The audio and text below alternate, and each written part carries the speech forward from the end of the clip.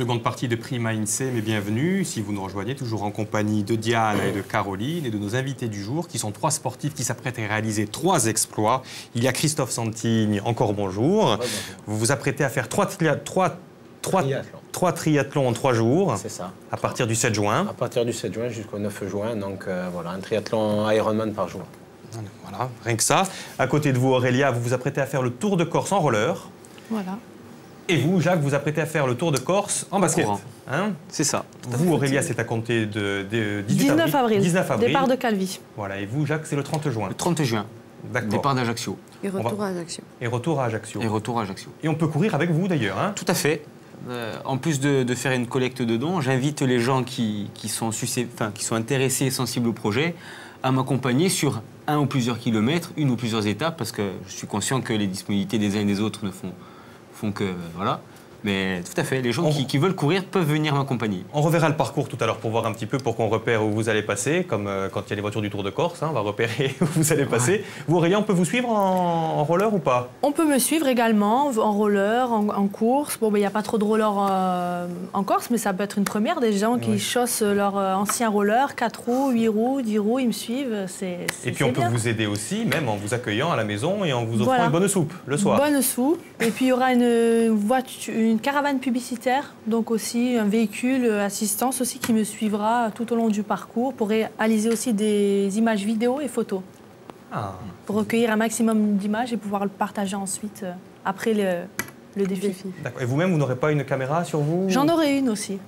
Ah, d'accord. J'en aurai une petite caméra embarquée pour un peu filmer des moments spéciaux, on va dire. D'accord. Vous, Christophe? Non. On ne peut pas vous suivre, hein, c'est clair. Non, c'est-à-dire... non, je parlais de la caméra. Moi, c'est pas la peine d'essayer de me suivre. C'était pour la caméra, j'ai pas de caméra avec moi. Mais non, bien sûr, j'ai une caravane qui se compose de 2 véhicules. Un qui va servir pour tout ce qui est logistique, matériel, médical et sportif. Et un autre VL avec un médecin, qui est Olivier Laroche, médecin de la Française des Jeux. Antoine Albertine, qui est préparateur physique et coordinateur. Il y a bien sûr Christophe Pine, qui vient aussi en tant que coach. Ancien champion du monde de karaté. Ancien champion du monde de karaté, oui, en 2000. Il y a du monde. On va revoir vos parcours respectifs tous les 3 pour voir où on peut vous retrouver. Mais avant cela, on va jouer avec vous, Diane. Avec plaisir. Allez, tout de suite. Et moi, aujourd'hui, je vais vous parler environnement. On repart grâce à ces images d'archives en l'an 1983. Nous sommes en Corse, bien évidemment.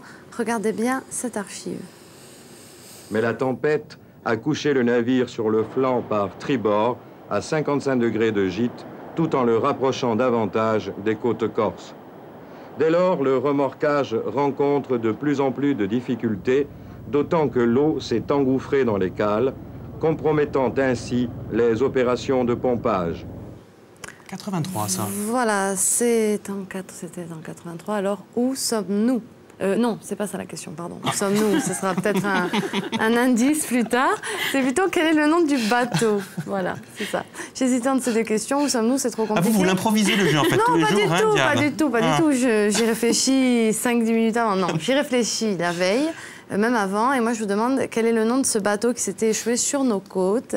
Et ça avait été quand même un petit peu une catastrophe environnementale. Si vous avez le nom de ce navire, eh bien vous nous appelez assez vite au 0800 000 900. Ciò a fa in furia perché Dio primo giunto qui vince, normalement. Parce qu'il y en a qui appellent, qui disent comment ça se fait, moi j'appelle, on me répond pas, etc. Oui, mais vous n'êtes pas les premiers. On en est désolé. C'est voilà, la première personne occupe le standard et donc après ça sonne occupé et on peut plus répondre aux demandes. Alors aujourd'hui, à gagner, bien tout d'abord, je vous parlais hier de Arte Gusto. On va être sur place d'ici peu. C'est le 14 et 15 avril. Et bien, si vous êtes notre gagnant du jour, vous aurez le droit d'aller récupérer un panier garni dans cette manifestation. Par contre, il va falloir vous y rendre pour l'avoir, mais ça va être un magnifique panier garni avec toutes les bonnes choses de notre pays, avec tous les producteurs présents qui vont le composer pour vous spécialement. C'est pas pour Aurélia, ça, le panier garni, parce que j'imagine, Aurélia, qu'un panier garni avant le 18 ou le 19 avril, ça le fait pas, non? Ça sera pas bon. Ça sera pas bon. Un panier dégarni, on va dire. Un panier de pâtes et féculents. Sveliudis, voilà, c'est le CD aussi à gagner. On va en écouter un tout petit extrait.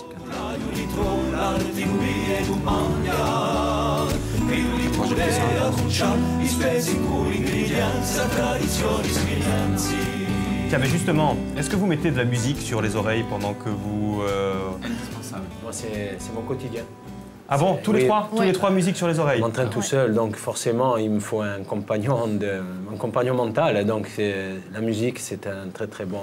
Et Sveloudi, là, ou vous avez quoi? Ou techno. Ou techno. C'est un peu plus un peu varié, il y a un peu de musique corse, un peu de rock, j'ai mis un peu de... Une playlist un mélange de sportive. tout, voilà. Vous, Aurélia? Moi aussi, à part des moments où l'effort est trop intense, où c'est vraiment dur, après on ne supporte plus rien, on se concentre sur l'effort et après même la musique, ça nous perturbe. Et vous, Jacques? Moi, pareil, c'est très aléatoire. Donc si on vient courir à côté de vous, vous n'allez pas écouter les gens, vous aurez votre... Non. Alors, bien Vous ferez un effort quand même pour discuter. On va mettre 1 sur 2. Voilà, donc c'était le jeu. On nomme du batte, lo 0 tu già, tu 000 no e già, tu chiamate di subito subito. Ok. Allez, vous ne bougez pas. Personne ne bouge. Personne ne bouge. Ça va être à vous, Caroline. Parce qu'on va parler de 3 initiatives très sympathiques. Mais il y en avait d'autres. Il y en avait d'autres, Caroline, d'initiatives. Expliquez-nous, dans le monde. Le temps que vous voulez. Exactement. On l'a vu, tous les moyens sont bons en fait pour faire connaître son association, la cause que l'on défend et surtout récolter des fonds. Donc, on reste dans le registre sport et solidarité avec les JO de Londres cet été. Alors, en attendant, vous pouvez courir pour la bonne cause. On voit là le logo à l'écran. Des dizaines de manifestations sportives seront organisées en faveur d'associations caritatives. Donc, des marathons, des courses pédestres, des courses à pied, pour individuels ou en équipe, professionnels ou non. Un exemple, relier Pékin à Londres via Paris. Alors, ça va prendre 5 mois, 128 étapes. Et le but est d'arriver à temps pour le coup d'envoi des Jeux paralympiques qui sont prévus donc le 29 août, du 29 août au 9 septembre. 128 étapes, d'accord. Oui. Toujours dans le sport, regardez plutôt Rafael Nadal. Rafael Nadal, donc. Ouais. Voilà, Kazakh orange, hein, si on peut dire, Non, en haut de il est l'écran. en bleu, non Non, il est en orange. Non, Il est en orange, je vois au pas fond. bien, effectivement. Voilà, ouais. en haut de l'écran, vous voyez. Oui. Donc numéro 2 mondial à l'ATP. Alors on voit régulièrement des matchs de gala, d'exhibition, tout ça. Là, ce n'est pas pour empocher un gros chèque, en tout cas pas que. Cet été, le 14 juillet, Rafa Nadal sur la pelouse du Real Madrid, donc au stade Santiago Bernabéu, pour célébrer d'une part les 110 ans du club et récolter des fonds également pour une association caritative. Alors on sait déjà que Roger Federer préfère se concentrer sur les JO de Londres, donc ce ne sera pas lui. Alors on attend peut-être Novak Djokovic pour Donc disputer. le but c'est de faire un match, c'est quoi, le match où il y aura le plus de spectateurs de spectateurs, l'histoire puisqu'il y aura 80 000 personnes sont attendues. Récolter des fonds pour une association caritative, on ne connaît pas encore le nom de cette association, et également fêter les 110 ans du club, du Real. En Corse, vous n'avez pas quelque chose de plus local, Caroline? J'y viens. D'accord. Alors, Thierry Corbalan, donc le dauphin corse amputé des 2 bras, qui se prépare à relier l'île d'Elbe à la plage de Cisco dans le Cap Corse. C'est à peu près 60 km, 20 heures de nage non-stop, et ce sera en septembre prochain. Voilà. Christophe, vous disiez, c'était impressionnant, Corbalan. Ouais, il est impressionnant. Ouais. On a nagé ensemble pour la Marido, là, en faisant la traversée Place Millau, donc 6 km de natation. Et bon, c'est vrai que c'est assez impressionnant de nager avec un... Parce qu'il n'a pas de bras, hein. Non, il n'a pas de bras, si vous voulez. Et je veux dire, de réaliser... On sait que la natation, déjà, pour quelqu'un de valide, c'est très difficile, déjà pour moi. Donc c'est vrai que c'est un exploit... Vraiment, C'est quoi le plus dur dans un triathlon d'ailleurs? On vous demande toujours, c'est toujours la question qu'on pose, mais c'est le vélo, c'est la course à pied ou c'est la natation? Je pense que c'est l'ensemble des 3 sports. Après, parce qu'on a toujours un sport où on est plus fort. Pour moi, c'est la course à pied. Mais bon, il vient se placer en 3e position. Donc c'est l'état de fraîcheur n'y est plus. Donc c'est vrai que ça serait la partie, pour moi, la plus difficile. Voilà, par rapport à mon sport qui est de prédilection, qui est la course à pied. Voilà. Caroline, oui. Une autre initiative Allez. peut-être en Corse. Cet été, normalement, ce sera début juillet. C'est le SCB qui recevra l'équipe de Liverpool pour un match de gala. Les 2 équipes ayant été frappées par des drames en leur enceinte sportive.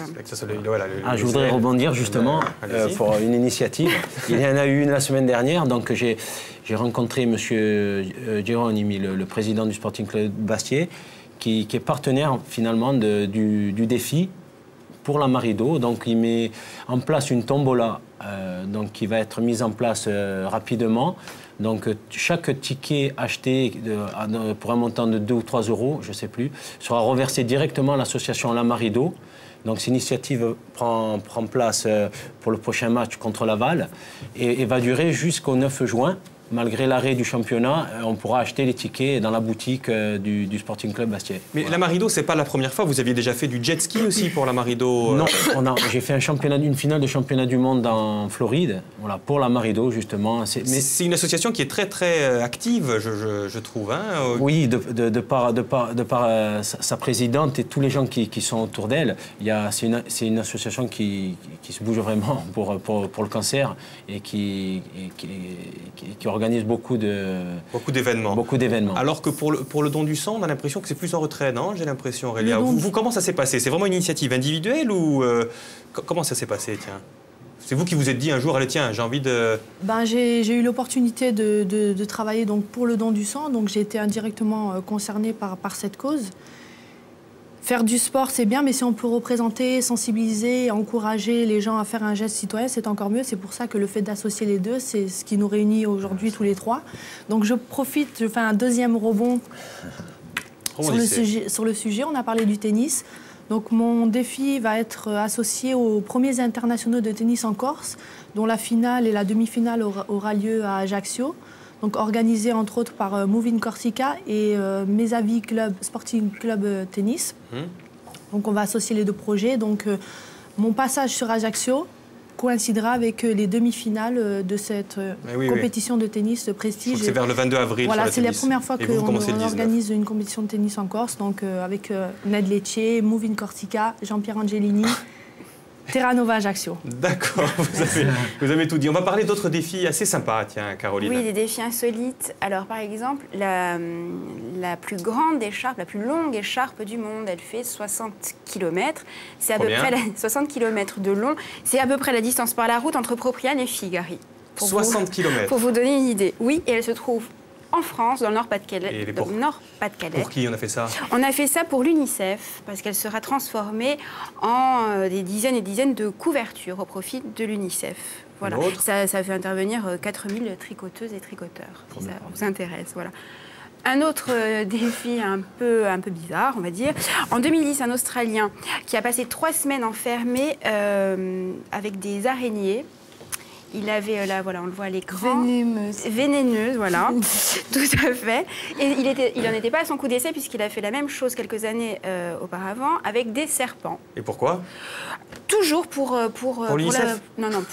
pour des associations caritatives pour les enfants. D'accord. Il y en a une autre aussi. Moi, il y en a encore 2 autres qui, il y en a une qui me plaît bien, non? Le tatouage? Non. Oui, le tatouage. Le tatouage. Alors, ce défi est toujours en cours. C'est un Canadien, Patrick Vaillancourt, qui souhaite recouvrir son corps, en fait, de plus de 100 000 adresses Internet. Là, on le voit, il a commencé son boulot. Donc, chaque lien est facturé à peu près 35 $, à peu près 26 euros. La moitié reversée également à des œuvres caritatives. Et le dernier, plus glamour, plus hollywoodien, les ventes aux enchères donc au profit d'associations de bienfaisance, avec un clin d'œil pour vous, messieurs. En 2009, c'est Charlize Theron qui a mis un baiser de 20 secondes aux enchères. Voilà, elle n'est pas vilaine. Et donc le baiser a trouvé preneur pour 140 000 $, mais c'est une femme qui l'a remporté. Voilà. Et c'était embrasser Charlize Theron pendant 20 secondes. Pendant 20 140 000 $. 140 000 $. Est-ce que vous avez des objectifs, vous chiffrez? Est-ce que vous êtes mis des objectifs vous, on a bien compris que c'était sensibiliser l'idéologie. Hein. Mais vous, est-ce que vous vous êtes dit, il faut que je récolte tant? Alors, on va dire qu'il y a eu une évolution, et puis en fonction de l'évolution, on se dit, bon, au départ c'était ça, et puis on essaie de... Par exemple, au départ, je m'étais dit 1 500 € de dons. Actuellement, j'ai 1 700 € par exemple. Donc 1 700 € jusqu'au mois de juin. Mon objectif serait de 2 000 €. chose qui me conviendrait très bien à reverser à l'association des Petits Princes. Et vous, Christophe? Ben moi, c'est toujours pareil, on dépend toujours de la bonté des gens. Donc, à part l'initiative vraiment du Sporting, il y a une autre initiative, c'est dans toutes les mairies de Haute-Corse dans lesquelles je vais passer. Il y a le maire de Cisco, qui est M. Vivoni, qui est représentant des maires de Haute-Corse, qui va faire un appel donc, à toutes les mairies par lesquelles je passe pour faire un don. On a fixé un montant mini de 100 €. Voilà, et après, nos limites dans le haut. Et si vous voulez, donc voilà, à chaque fois que je vais passer dans une commune, on récoltera un chèque pour l'association La Marie d'Eau. Donc en plus de l'initiative du Sporting. Donc on part sur entre 4 et 5 000 €, ça serait déjà pas mal. Ça serait très bien. J'avais juste une question, Luc, mais alors on va donc appeler les maires de la Corse du Sud à faire pareil, non? Oui, mais c'est pas la même personne qui s'occupe. C'est pour ça qu'on bien sûr. Mais si quelqu'un nous regarde, on pourra toujours passer le message. J'espère qu'il y a quelqu'un qui nous regarde. Autant non. Hein. Mais quoi qu'il en soit, pour les dons, vous avez chacun un site. Donc on va donner vos sites quand même, site internet, j'imagine. Alors on commence avec le vôtre, Aurélia. Tiens, alors. Donc un site internet créé par l'association Rhizome, qui est une plateforme santé pour des personnes touchées par des maladies liées au sang. Donc Rhizome, qui a créé mon site internet. Donc, toutes les informations. On peut également acheter des kilomètres sur ce... Comment ça s'appelle? Donc, c'est un site Rhizome, c'est-à-dire qu'il faut taper quoi? Rhizome. Rhizome. Aurélia, quand même Non, mon site internet, www.corserollertour.com. Et donc, on a une page aussi Facebook officielle, Corse Roller Tour, tout simplement. Corse Roller Tour, d'accord. Vous, Christophe? Moi, toutes les infos sont sur le site www.christophe-santini.com. Voilà, on va voir un petit peu par où vous avez passé, votre parcours, etc. Et vous? Alors, moi, malheureusement, je n'ai pas de site. J'ai donc le réseau social Facebook sur lequel il y a un groupe qui s'appelle Astrada Diasperens, sur lequel je fais un point toutes les semaines de l'évolution. Un remerciement également à mes sponsors qui se reconnaîtront et donc on peut voir sur Facebook. Et sinon, il y a un lien qui s'appelle Alvarum, donc ALVARUM, sur lequel il est possible de faire un don directement sans pour autant taper quoi que ce soit, puisque c'est un lien qui donne accès justement à ma course. Voilà, à la mais justement, Caroline, le don par Internet, c'est quelque chose qui prend de l'ampleur. Hein? Oui, ça commence gentiment à entrer dans les mœurs des donateurs. Alors un petit rappel, en 2010, il y a près de 4 milliards d'euros ont été récoltés par les associations et ce don en ligne représente 3%. Donc on voit qu'il y a quand même une sacrée marge de manœuvre. Mais il y a plein d'avantages. Pour le donateur, en fait, pas besoin de faire le chèque, le timbre, l'enveloppe à poster. Voilà, c'est immédiat, c'est spontané. On y va, on clique, et puis le don est fait. Et pour les associations qui utilisent cet espace, on va dire, donateur en ligne, ont vu leur don, leur récolte augmenter de 3 à 7% supplémentaires grâce à cet outil. En plus de ça, le coût logistique est moindre, il n'y a pas de courrier envoyé, il n'y a pas l'avis fiscal également à envoyer aux donateurs. Il y a des plateformes spécialisées, donc on a vu, hein, voilà, comme pour on l'a Jacques. vu avec Alvarum, mais également vous avez Banquise et aider.org. Donc le principe, c'est que le donateur va sur ces plateformes, choisit son association en fonction de ses centres d'intérêt, de la géographie, de ce qu'il veut en fait, et donne directement à cette association, enfin à cette plateforme qui fait le virement. On verra deux images sympas, mais il y a une question pour vous. Il y a une question pour vous, Christophe. Oui. Oui, alors attendez, je chose mes lunettes. Est-ce que c'est pas risqué pour votre santé? Je ne peux pas, je suis trop loin. Est-ce que c'est risqué pour votre santé? Je l'entends tous les jours, ces questions. Ouais. Parce qu'on rappelle que vous avez 67 ans. Non, mais vous avez quand même 42 ans. Vous avez quand même 42 ans. Exactement. Risqué, bon, le risque zéro n'existe jamais, bien sûr. Hein. On part sur un défi qui est très long.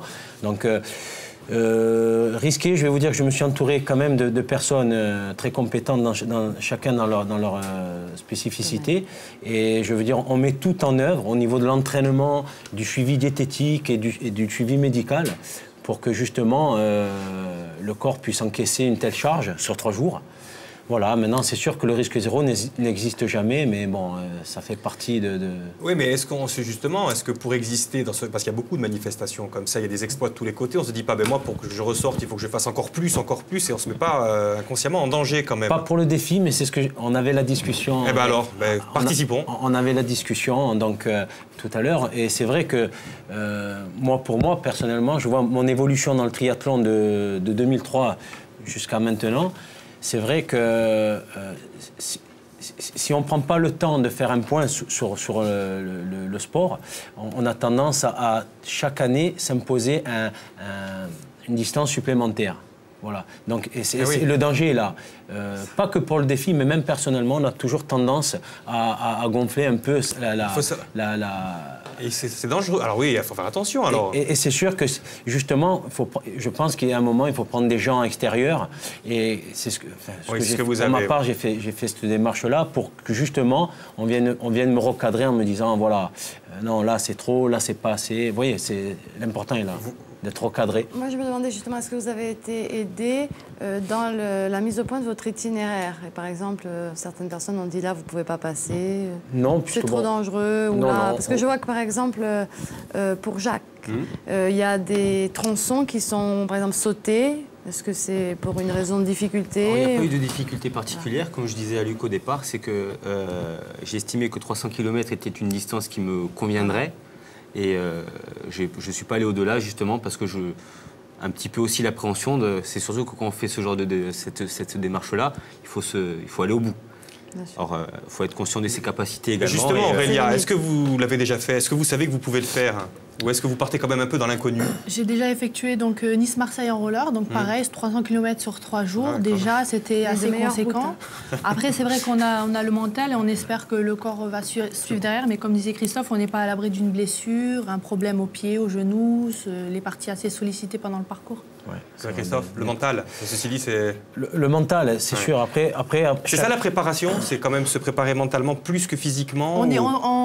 On connaît le parcours, on est conscient de ce qui nous attend, mais on en prendra vraiment connaissance une fois dedans, quoi. Après, il y a les imprévus qui viennent se rajouter à tout ça. Vous partez quand même un petit peu dans l'inconnu, quand même. Hein. Pour ma part, c'est ça, parce que je veux dire, je fais de l'Ironman simple, mais je veux dire, le triplé, c'était vraiment partir dans l'inconnu, et j'étais parti, je veux dire, par exemple, la diététique prend une place très très importante, chose que sur un Ironman simple ne passe en second plan. Mais la diététique, par exemple, pour ce genre d'effort sur 3 jours, est très très important et voire capital. Mais ça fait combien de temps que vous vous préparez d'ailleurs tous les trois? Parce que vous devez même être chiant pour votre entourage, non? Vous devez parler que de ça, manger pour ça. C'est vrai que c'est un projet qui prend beaucoup de place dans notre vie, au niveau de l'entraînement que de l'alimentation. On vit pour ce projet, pour le mener à bien, c'est sûr. Et c'est vrai, moi justement, je voudrais remercier ma famille. Parce qu'au-delà des sponsors et de toutes les démarches qu'on supporter, c'est la famille. Hein. J'ai 2 filles et mon épouse donc, qui me supportent au quotidien. Et c'est pas toujours facile quand on a ce genre de défi. Eux aussi, ils font le défi. Exactement. Avec vous. Exactement. Pareil, Jacques. Bonjour à mon épouse et ma petite fille et mon père, parce que mon père va me suivre en fait. C'est lui qui s'occupe de la logistique, on dira. Et donc un entraînement avec assiduité depuis 5 mois. Donc c'est 5 mois. Ouais. Vous, Aurélia, 3 mois en plus de mon entraînement habituel, du roller, parce que le roller c'est un sport, mais c'est un plaisir aussi, donc on s'en rend pas forcément compte. Mais c'est vrai que ça fait beaucoup de kilomètres dans l'année, tout ça. Et en plus, du côté de Nice, vous avez, contrairement à chez nous, vous avez ce qu'il faut, alors que nous, en Corse, on est quand même sous-développé. Hein. Et vous, vous entraînez toute l'année. Parce qu'on rappelle quand même votre palmarès, quand même, Christophe. Hein. Vous avez commencé par le taekwondo à haut niveau, et puis j'ai enchaîné sur le triathlon en 2003. Oui, donc, vice-champion du monde. J'ai fait deux phases finales de championnat du monde Ironman en Floride. Et voilà, donc, parcours compétition. Au niveau. Moi j'ai une question, est-ce qu'on pense déjà au prochain défi ou est-ce qu'on est uniquement concentré sur les chances à venir? Déjà on espérait réussir celui-là. Je pense que ce serait une erreur de penser à autre chose. Exactement. Mais c'est vrai qu'après on peut se projeter dans le futur et se dire tiens on ferait bien, on ferait bien ça ou tel projet. Moi d'ailleurs quand j'ai réalisé Nice-Marseille Roller, on m'a dit bon c'est quoi ton prochain projet? Dit le Tour de Corse. Puis un an plus tard je suis en train de... De toute façon vous n'allez pas vous arrêter. Hein? Non, moi, disons que c'est ce qui rythme ma vie, les projets, que ce soit sportif ou professionnel, mais je veux dire, après, le bonheur, il est vraiment d'avoir un objectif. Et donc, moi, je sais que je vis que comme ça. Le bonheur, et après on passe vite fait à la question, le bonheur, il est plus de réussir son exploit sportif ou de ramasser le plus d'argent possible? Ça, c'est la question. Ça, c'est la question qui tue. On va dire que l'un ne va pas sans l'autre. Voilà, d'accord, bonne réponse. Allez, bonne réponse. Je crois que nous avons un gagnant ou une gagnante. Diane, c'est vous qui allez me le dire après ça. Ah oui, une gagnante qui ne vous est peut-être pas inconnue puisqu'elle vient de prôner Lady Fiumorbo. Il s'agit de Cathy. Bonjour, comment ça va? Ben, ça va très bien. Je crois que vous connaissez peut-être un de nos invités, le plus bavard, normalement. Oui, c'est ça. Qui c'est? C'est moi. Ben, c'est Christophe. Voilà, parce que vous êtes du même village. Non? Voilà. C'est votre épouse. Et c'est pas Mon truqué. Dieu, mon Dieu. Comme quoi, le jeu n'est vraiment pas truqué, je n'étais pas au courant. Cathy, Excellent. c'est excellent de vous avoir. Merci de nous avoir appelés. Ben, comme ça, par hasard. Eh bien, écoutez, on va vous laisser quand même, vous aussi, rajouter votre mot au sujet de ce magnifique défi que s'apprête à réaliser votre époux. Je vous laisse la parole, hein. Vous avez quand même... Est-ce que vous le supportez, là? Est-ce qu'il a cran ou ça va? Bon, non, ça se passe très bien. Oui? Bon, comment vous envisagez ce nouveau défi? Oh, normalement, ça va aller, hein. Il est bien entraîné, il est bien encadré, donc il n'y aura pas de problème, hein. Et vous le suivez même jusque quand il passe à la télé. C'est bien, c'est bien, c'est bien, oui. c'est bien. La bonne réponse, Mais j'imagine en que plus, vous vous l'aviez. avez la bonne réponse, c'est ça. Eh ben oui, puisque le bateau, il a échoué près de chez nous, donc c'est bien grave. Bon, je suppose que vous étiez assez petite, mais vous avez le nom. Voilà. Parce que c'était il y a longtemps quand même. Le nom du bateau, c'est Le Niagara. le Niagara. On vérifie la réponse en image. Je crois que nous n'aurons pas le temps, Diane. Une fois n'est pas coutume, je suis désolé. Bon, c'est pas grave. Je suis bon, désolé. écoutez, il y avait un superbe jeu de mots en plus. Il y avait écrit la chute du Niagara. Bon, c'est pas grave. Vous aussi, vous Oui, étiez... parce que je parle pas beaucoup, mais comme Voilà. je suis là, C'est pas grave, merci. Écoutez, Cathy, je vous envoie. Donc, vous allez descendre à Artegusto, à Aleria, pour récupérer votre panier garni. D'accord. Voilà, C'est avec très votre gentil. époux. Avec votre époux, bien sûr. Et puis, Je remercie tout le monde. Et Svedju Dizu, là aussi, l'album, je vous l'envoie. Ben, c'est très gentil, j'embrasse tout le monde et félicitations encore pour cette émission qui est très bien. Bon, merci à vous, merci de votre fidélité. Et ben, écoutez, je crois que on vous le renvoie d'ici 15 minutes. Ça ira. Ok, c'est gentil, merci. Des bisous, à bientôt. Au revoir. Ciao, Au ciao. revoir. Et oui, je vous presse, Diane, parce que c'est l'heure pour nous parlons quand même santé un petit peu, de voir notre geste d'urgence. Tout de suite. Il y avait une chance. Bonjour Xavier. Bonjour Evelyne. Alors nous allons parler aujourd'hui de l'AVC. Qu'est-ce que c'est que l'AVC? L'AVC, ça veut dire accident vasculaire cérébral. Comme son nom l'indique, c'est un problème qui touche les vaisseaux du cerveau et qui touche malheureusement de nombreuses personnes. Alors on va retrouver tout de suite Lionel qui lui a un copain qui a eu ce problème il n'y a pas longtemps. Tout à fait. Bonjour Lionel. Bonjour. Expliquez-nous ce qui s'est passé exactement alors avec votre ami. En fait, je suis venu l'aider pour faire un peu de bricolage. C'était pour sa salle de bain, faire un petit peu de plomberie. Et bon, mais tout se passait bien, un peu de magagne, c'était sympa. Et puis, au bout d'une heure et demie, 2 heures de boulot, il est allé à la cuisine faire du café. Et lorsqu'il est rentré dans la salle de bain, avec le plateau, il a heurté avec l'épaule droite le montant de la porte. Bon, tout est tombé. Alors, c'était la surprise. Moi, ça m'a fait un petit peu rire, mais voilà, quoi, rien de spécial. On a commencé à ramasser tout ce qu'il y avait par terre. Il a ramassé une tasse qu'il y avait devant lui. Et puis, ce qu'il y avait de bizarre, c'est que sur la droite de la tasse, enfin à la droite, il y avait une cuillère. Et il ne l'avait pas vue. Alors, j'ai dit, bon, mais tu ramasses pas la cuillère? Il m'a dit, quelle cuillère? Et en fait, il la voyait pas. Il s'en tourne dans la tête qu'il a aperçu la cuillère. Donc là, c'était un petit peu la stupéfaction. On s'est rendu compte que son œil à droite ne voyait plus rien. Donc on est resté un petit peu bizarre. Lorsqu'on a fait, nous sommes allés dans la cuisine. On s'est refait un petit café pour se détendre. Et puis au bout de 5-6 minutes, c'est passé.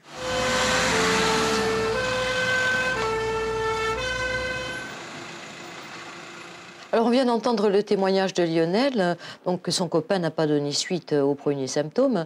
Est-ce qu'il a bien fait à votre avis? Je pense que c'est une erreur, c'est-à-dire qu'il, devant ce genre de signes, il va falloir réagir tout de suite. Un peu comme pour la douleur thoracique, pour l'infarctus du myocarde. Ce genre de signe qu'on a vu tout à l'heure est un signe d'alerte d'un problème vasculaire cérébral. Donc je pense qu'ils auraient dû tout de suite au moins contacter leur médecin ou mieux composer le 15 à mon avis pour qu'on puisse les prendre en charge assez rapidement pour éviter qu'il y ait une aggravation. Dans ce cas-là, ils ont eu de la chance, entre guillemets, ça s'est complètement résolu, c'est ce qu'on appelle un accident transitoire, Mais la plupart du temps, ces accidents transitoires sont les prémices d'un véritable accident vasculaire cérébral qui est beaucoup plus important, puisque c'est ce qu'on appelle dans le jargon une attaque, quoi. Et donc on veut absolument éviter qu'on en arrive jusque-là. Alors l'AVC, ça peut arriver à tout le monde ou comme on pense souvent aux personnes âgées? Ce genre de pathologie peut intervenir même chez des adultes jeunes. Autour de 40 ans, il faut commencer à faire un petit peu attention, en particulier pour tout ce qui concerne les facteurs de risque vasculaires. Donc ce sont exactement les mêmes facteurs de risque que pour le cœur.